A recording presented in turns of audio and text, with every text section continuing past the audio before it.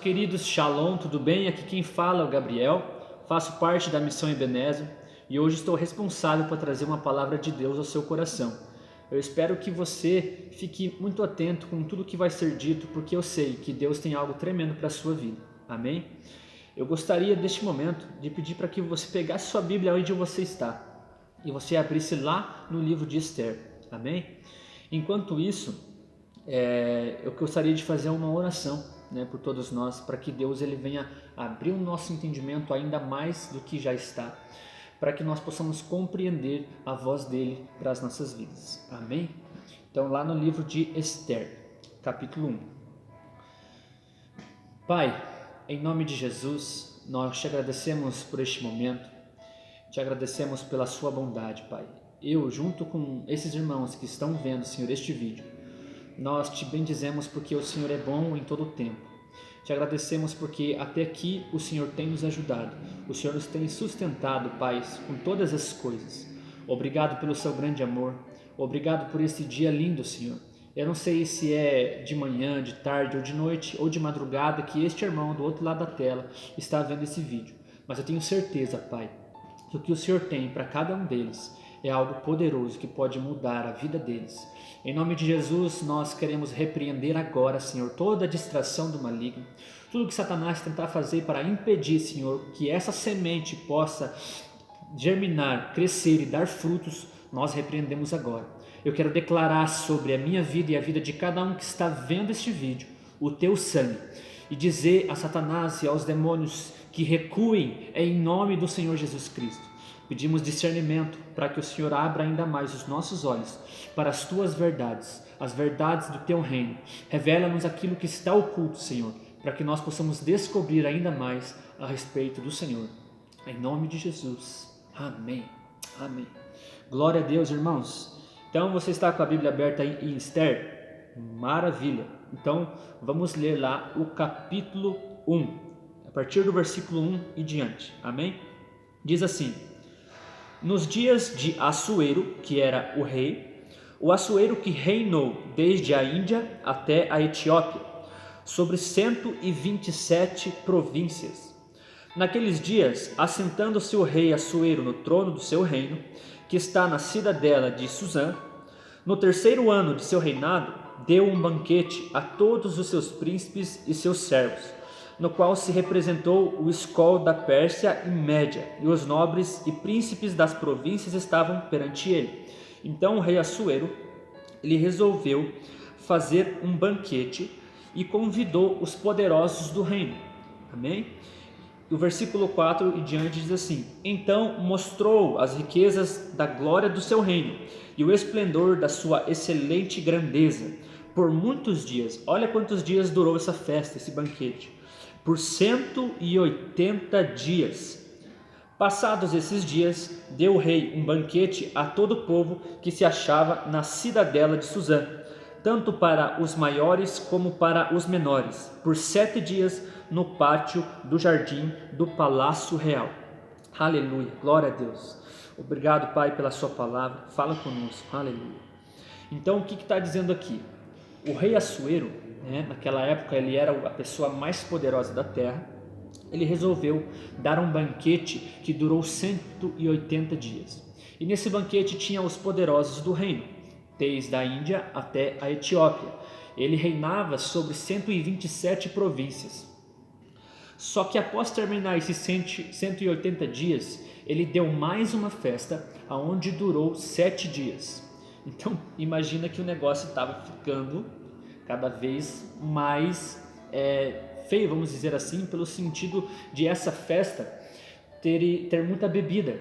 Durante todo esse tempo bebendo, o rei Assuero também participando ali. E depois dos 180 dias, ele deu mais uma festa de 7 dias. Só que esse segundo banquete que ele deu de 7 dias, ele chamou o povo da cidadela de Suzã. Ou seja, aí esse segundo banquete foi para as pessoas que eram, vamos dizer assim, menos importantes no reino. Amém?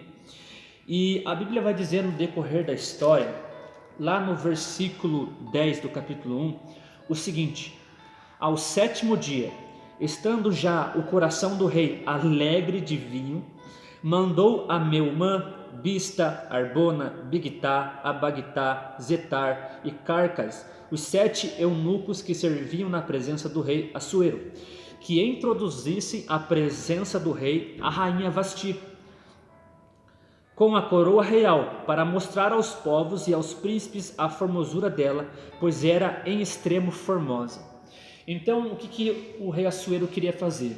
Ele queria apresentar para o povo a sua esposa Vasti, e queria mostrar ao povo a formosura e a beleza da rainha Vasti. Só que no decorrer da história ali, nos próximos versículos, a gente vai vendo que a rainha Vasti, ela recusou este convite do rei Assuero. Ela recusou o convite do seu esposo. E o que a Bíblia traz de ensino para a gente nesse texto?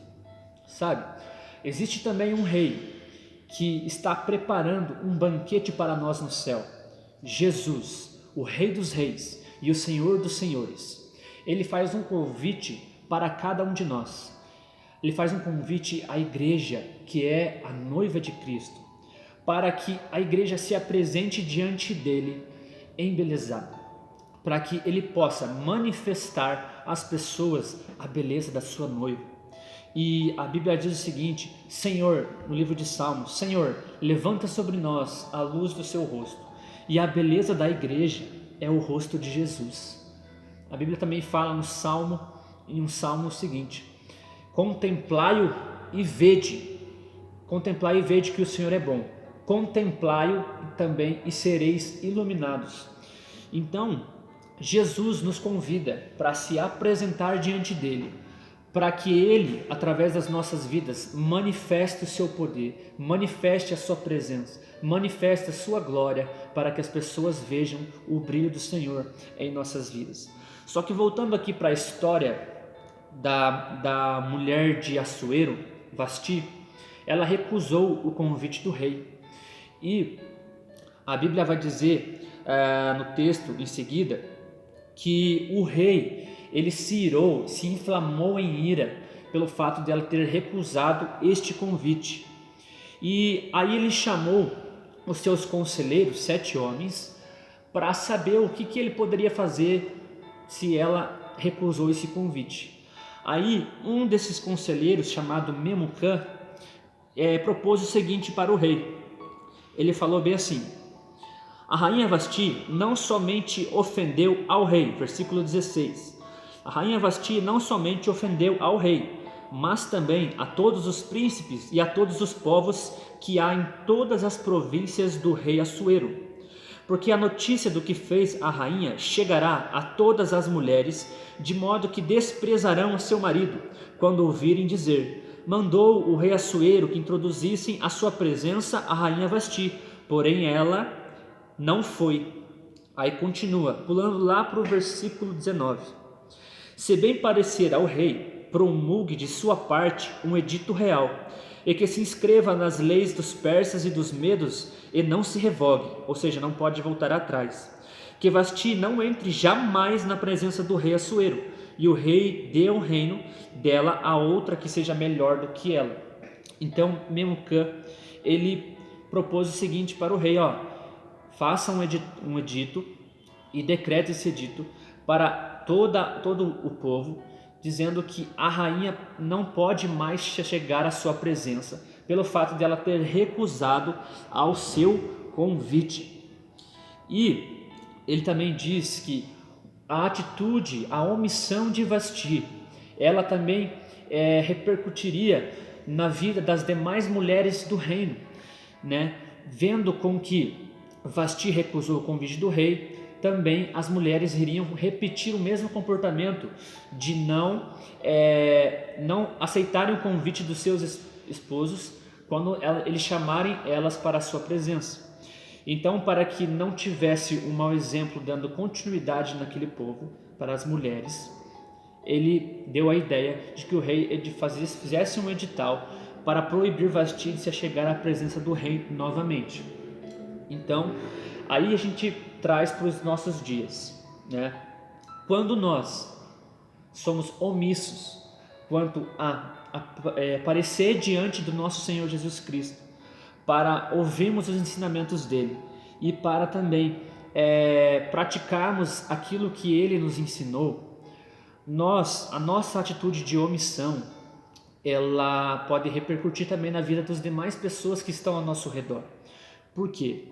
O mundo, as pessoas que estão no mundo, elas estão atentas a todo momento à vida daqueles que estão em Cristo.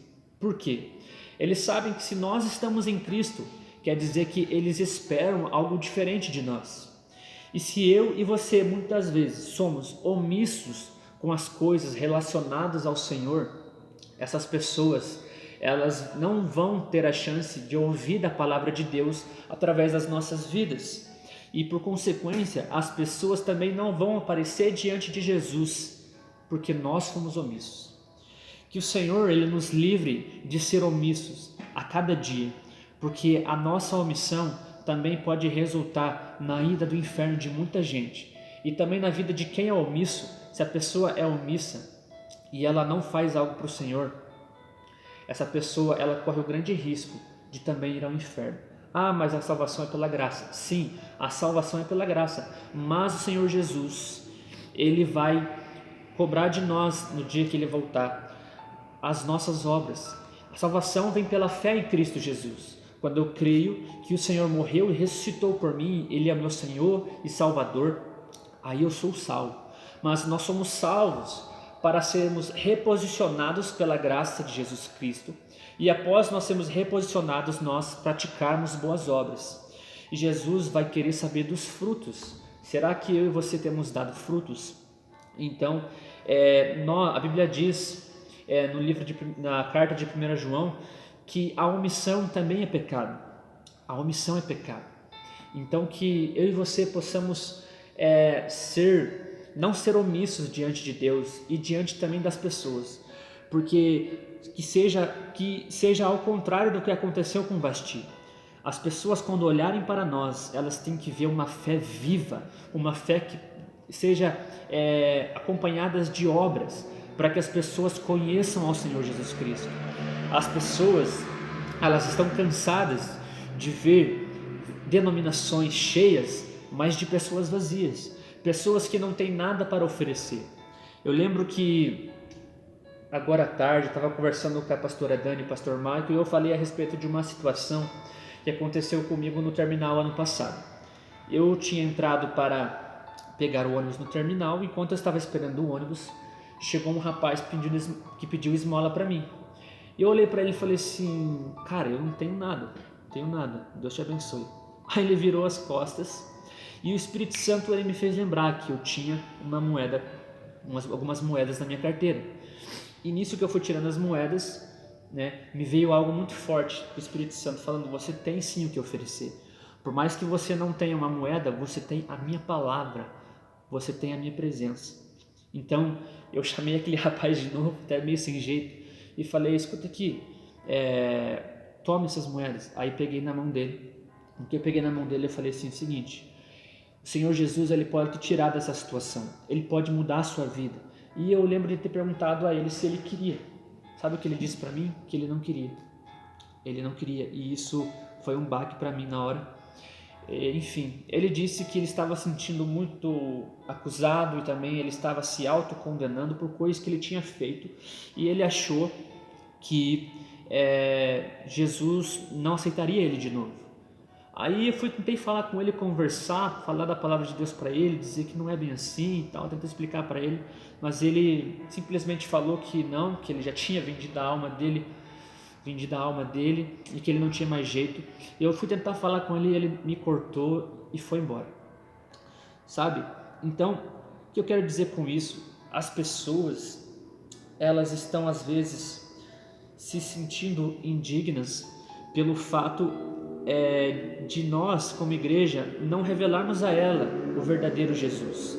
É claro, quem é digno de ter a salvação? Ninguém. A Bíblia fala em Romanos que todos pecaram e destituídos foram da glória de Deus. Então, ninguém é digno. Porém, pelo fato de Jesus ter se entregado por nós e ter trocado de lugar conosco, ter levado a nossa morte, levado os nossos pecados, as nossas doenças, Ele abriu o caminho para que nós nos chegássemos ao Pai novamente. Então, Nós não somos dignos, mas o caminho está aberto para que eu e você, todos os dias, possamos se achegar à presença do Rei e ouvir os seus ensinamentos e também de praticar boas obras. Assim o mundo verá a luz de Deus nas nossas vidas. Jesus disse algo muito interessante para os discípulos. Ele falou assim: olha, brilhe a vossa luz diante dos homens, a fim de que eles vejam as boas obras que vocês praticam. E ele disse mais: e glorifiquem a vosso Pai que está nos céus. Então nós, como igreja, nós devemos ter uma fé viva e não fé morta, sem obras. Nós temos que praticar boas obras para que as pessoas elas ouçam o Evangelho.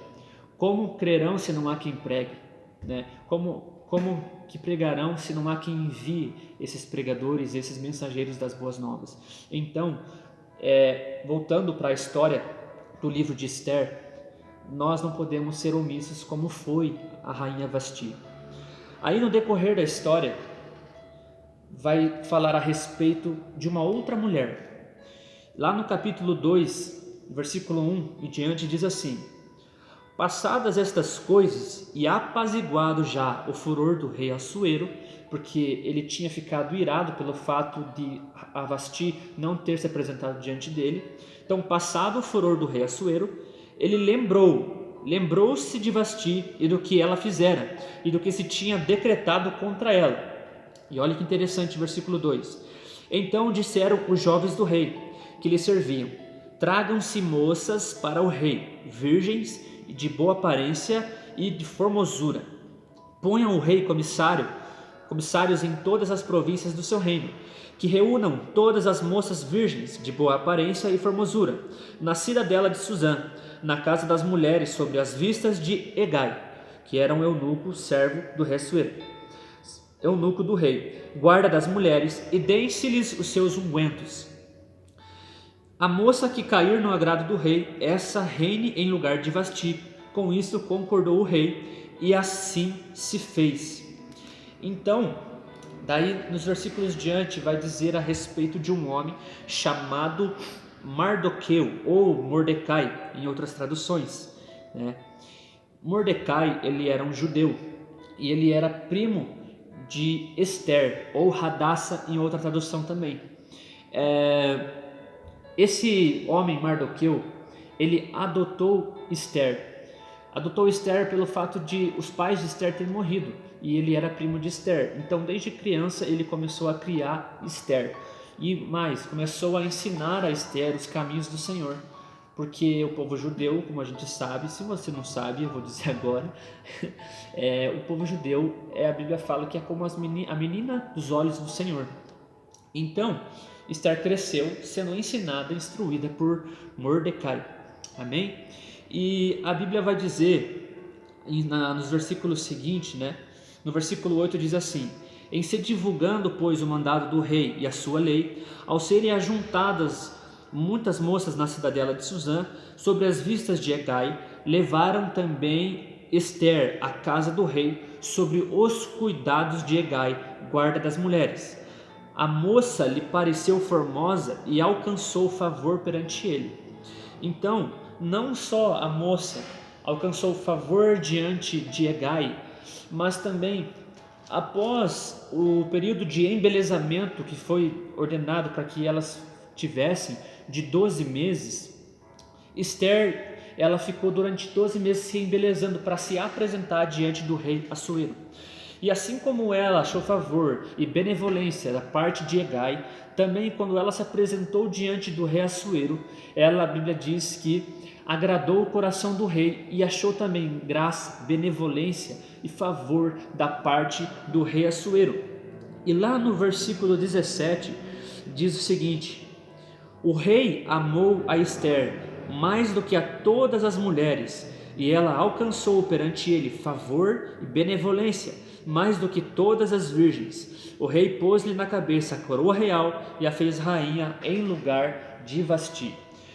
Então, a gente vê aqui um contraste. Primeiro, uma rainha chamada Vasti, que recusou o convite do rei.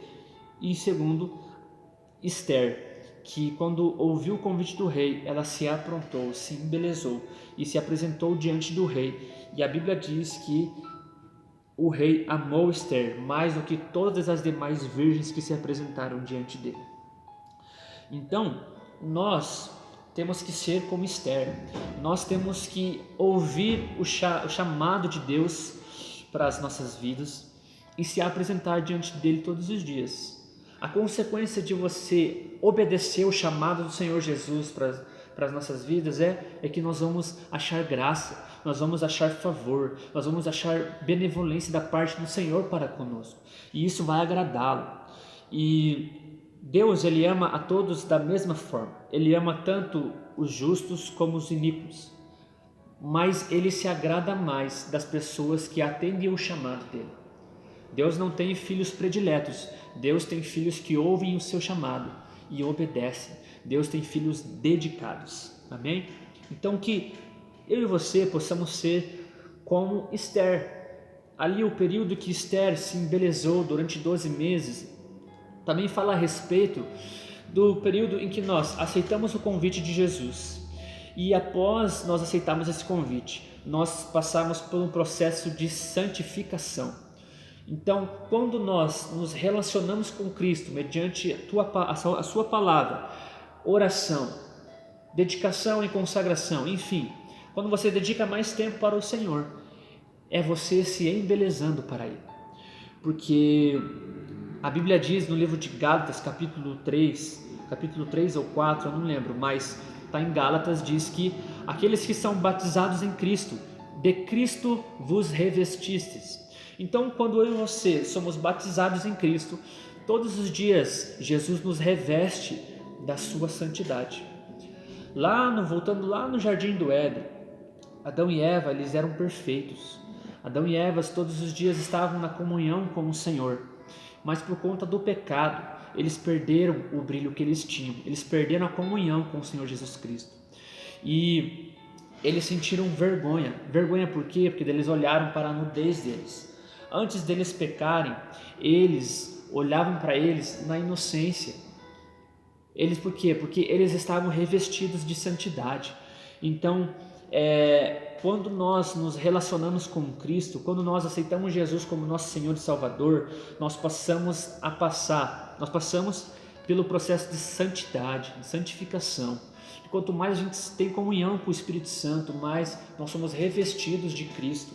A vida de Jesus, ela está em nós todos os dias.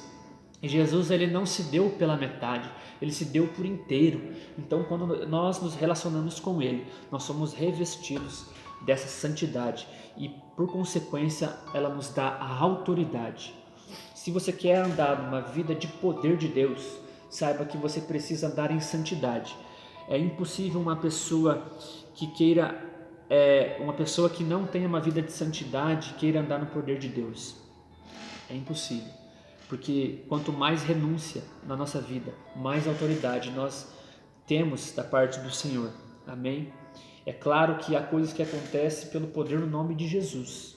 Jesus, ele não deixa o nome dele ser envergonhado. Mas se você quer ter uma mudança drástica na sua vida, você precisa ser radical com o pecado e você precisa levar uma vida de santidade. A Bíblia diz no livro de Romanos que aqueles que estão na carne não podem agradar a Deus. Então, uma vez que o Espírito Santo faz morada dentro de mim e de você, ele faz essa morada para todos os dias e construindo uma nova vida em nós, para que a gente venha dar valor à graça que nos foi dada. A Bíblia diz no livro de Hebreus: não desprezeis tão grande salvação. Qual salvação? A salvação de Jesus para mim e para a sua vida. Talvez você está ouvindo eu falando tudo isso e talvez você não esteja entendendo nada, mas de uma coisa é certa: Jesus morreu por você. Jesus, ele morreu para levar os seus pecados, para levar as suas enfermidades, para levar a maldição que estava sobre você. Jesus morreu para levar todas as dores, todos os traumas que você um dia passou na sua vida. Talvez você olhe para a sua vida e se autocondena por coisas que você já fez ou que você está fazendo. O convite da graça é esse. Jesus disse em Mateus capítulo 11, versículo 28, vinde a mim você que está cansado e sobrecarregado, que eu te aliviarei. Daí ele diz, aprendei de mim que sou manso e humilde de coração, tomai sobre vós o meu jugo que é leve e o meu fardo que é suave. Jesus está te chamando para uma vida leve, Jesus está te chamando para uma vida curada, Jesus está te chamando para uma vida sem condenação. A Bíblia diz em Romanos capítulo 8, versículo 1 o seguinte: não há mais nenhuma condenação para aqueles que estão em Cristo Jesus, e essa condenação que está sobre você, ela não vai sair, ela não vai parar de te acusar, enquanto você não der ouvidos ao convite do Rei Todo-Poderoso, Jesus. Jesus, Ele está te convidando para se chegar mais perto, para se apresentar diante dEle, e Ele quer te dar uma nova vida.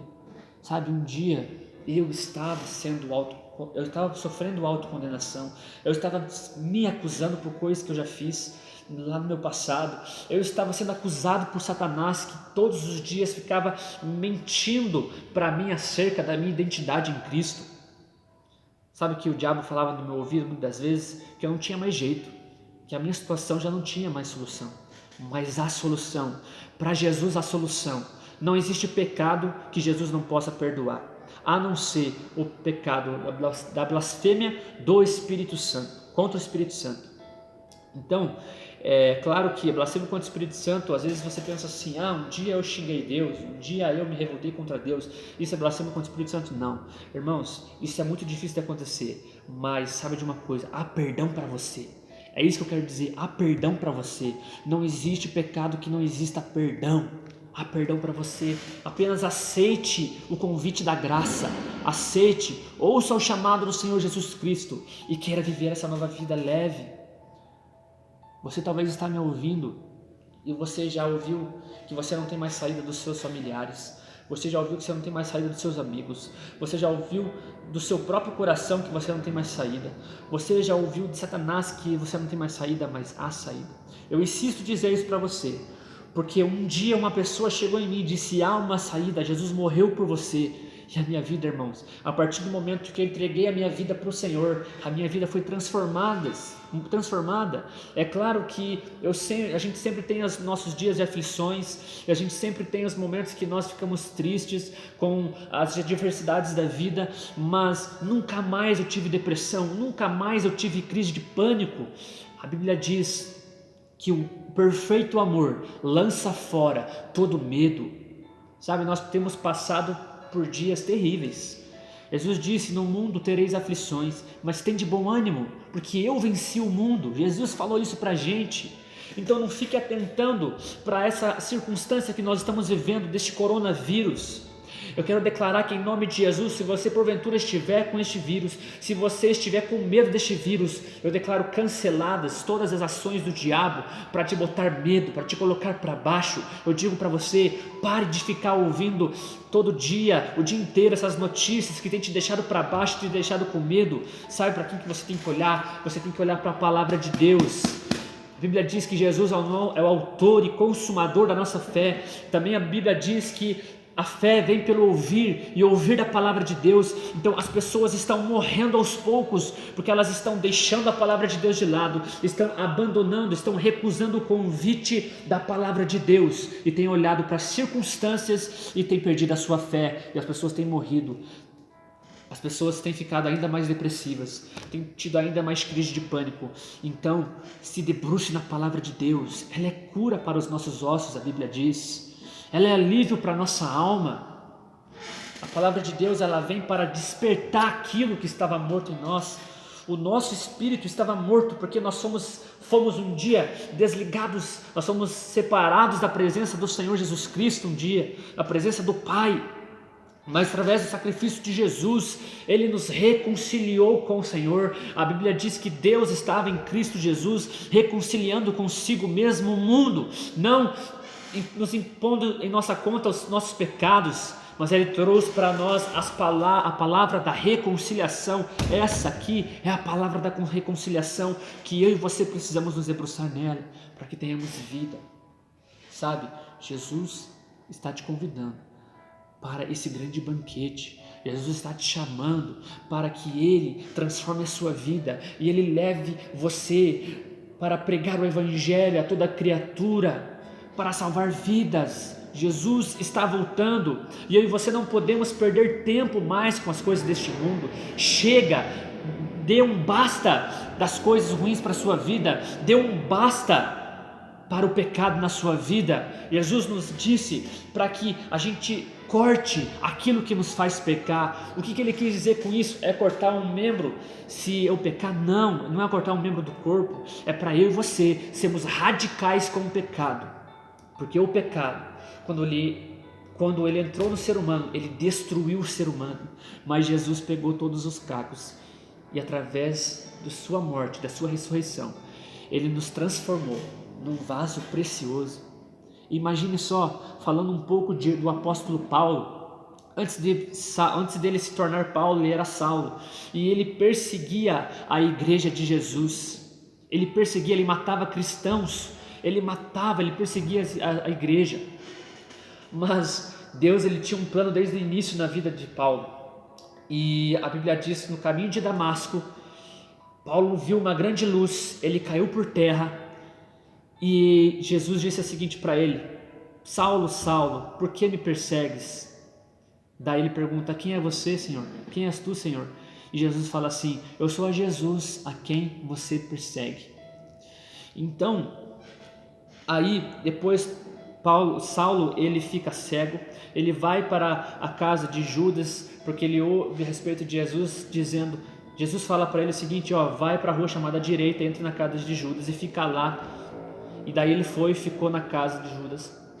E daí ao mesmo tempo Deus fala com o seu discípulo Ananias e fala assim: sabe o Paulo, então eu quero que você vá lá, eu quero que você vá até ele e que você o ajude.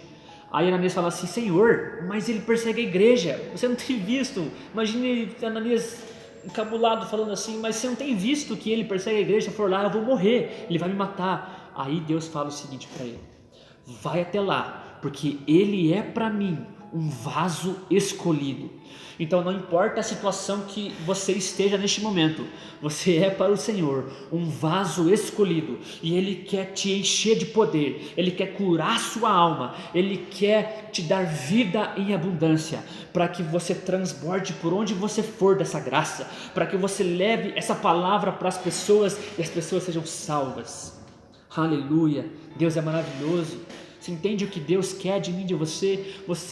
Eu quero que você preste atenção na voz de Deus nesse momento para a tua vida. O Senhor, Ele quer a sua vida. O Senhor não quer a sua vestimenta. O Senhor não quer a sua reputação. O Senhor, Ele quer o seu coração. Não importa. Vinde a mim, você que está cansado e sobrecarregado, diz o Senhor, e Ele quer te aliviar. Aleluia. Voltando para a história do livro de Esther, nós paramos lá no versículo 17 do capítulo 2, onde o rei se agradou com a beleza de Esther e ele passou a amá-la mais do que todas as outras. Aí no decorrer da história, ali no versículo 21, vai falar a respeito do primo de Esther, Mordecai, que tinha adotado ela como filha. E no versículo 21 diz assim: naqueles dias, estando Mordecai sentado à porta do rei, 2 eunucos do rei, dos guardas da porta, Bigtã e Teres, sobremodo se indignaram e tramaram atentar contra o rei Assuero. Versículo 22. Veio isso ao conhecimento de Mordecai, que o revelou à rainha Esther, e Esther o disse ao rei, em nome de Mordecai. Versículo 23, investigou-se o caso, e era fato, e ambos foram pendurados numa forca, e isso foi escrito no livro das crônicas perante o rei. Então o que aconteceu? Esses 2 homens, esses 2 eunucos, Bigtã e Teres, estavam tramando contra a vida do rei Assuero, para matar o rei Assuero. E Mordecai ficou sabendo. Então Mordecai chegou até na presença de Esther e falou: aqueles 2 homens estão tramando contra o rei, vai lá e fale para ele. A Esther foi lá, falou para o rei Assuero, e o rei Assuero investigou o caso, e a Bíblia diz que era fato, isso realmente estava acontecendo. Então a consequência foi a morte desses homens. O rei Assuero mandou enforcar esses 2 homens. Então, o que eu quero trazer nessa parte? Mordecai, ele intercedeu pela vida do rei. Mordecai, ele agiu para que salvasse a vida do rei. E assim somos nós também, nós temos que ter a mesma posição de Mordecai. Nós temos que interceder pela vida das pessoas que estão prestes a morrer, porque a Bíblia diz que o salário do pecado é a morte. Então, ao nosso redor existem pessoas que estão na prática do pecado e estão morrendo aos poucos. Algumas já estão morrendo nesse exato momento, e a minha oração é para que o Senhor guarde essas pessoas. E se porventura é você uma dessas pessoas que está pensando às vezes em tirar sua própria vida, a minha oração é que neste momento você seja abraçado pelo Espírito Santo, que o Espírito Santo possa te abraçar e te encher de amor e dizer que há uma saída. Existem pessoas que você nem imagina que pode estar intercedendo neste momento pela sua vida. Um dia intercederam pela minha vida e hoje eu posso ter o privilégio de estar trazendo uma palavra de Deus para você, sabe? Então, eu, o pastor Michael, as pessoas, o pastor Ricardo, quando a gente traz a palavra de Deus para vocês, nós não estamos brincando, nós estamos levando a sério para que vocês sejam salvos. Um dia nós também precisamos de salvação. Então, que nós possamos ser essas pessoas que possam interceder pelas que estão morrendo. Para fechar, eu gostaria de fazer uma oração por vocês.